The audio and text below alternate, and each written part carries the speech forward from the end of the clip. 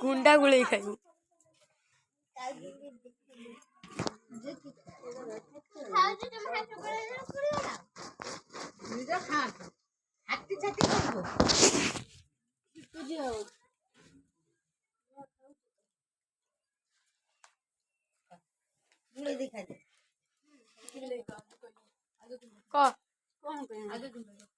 ଆମର ଚଉପରି ହଉଥିଲା ବନ୍ଧୁବାନ୍ଧବ ସବୁ ଆସିଥିଲେ କେହି କାହା ଘରକୁ ଯାଇନାହାନ୍ତି ସେମାନେ ଅଛନ୍ତି ସବୁ ତ ପଳେଇ ଗଲେଣି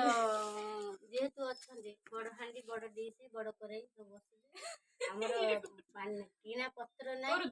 ସେଥିଲାଗି କଦଳୀ ପତ୍ର କିଣିକି ଆଣିକି ବସିକି ଖାଉଛୁ। କଦଳୀ ପତ୍ର କିଣିକି ଆମ ଗଛ ନାହିଁ ଆମର ଗଛ ନାହିଁ ଆମେ କିଣିକି ଆଣିଛୁ ଆଣିକି ସେ କଦଳୀ ପତ୍ର ସମସ୍ତେ ଖାଉଛୁ କିଛି ଉଠିଗଲେଣି ଛୁଆମାନେ ଏଠି ଖାଉଥିଲେ ପଳେଇଗଲେଣି ଆମେ ତା ଭିତରେ ଗଳି ପଡିଛୁ ଆମେ ତାଙ୍କ ଭିତରେ ପଶି ଯାଇଛୁ ଖାଇସାରୁ ତାପରେ ଆଉ ତମ ବଡ କରେଇ ବଡ ହାଣ୍ଡି ଗୁଡା ଦେଖେଇବିନି ବଡ କରେଇ ବଡ ହାଣ୍ଡି ଟୁଗ କିଛି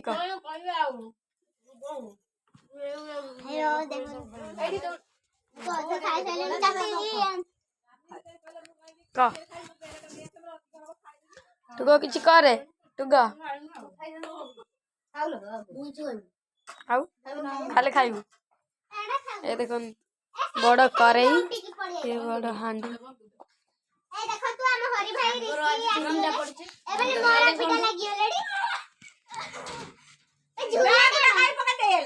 କ ଟୁଗ ଶାଗର ଆଜି ଚିନି ପଡିଛି ବଢିଆ ଲାଗୁଛି ଶାଗ ତୁ ଖାଇଯା ଶାଗଟା ଖାଇବୁନି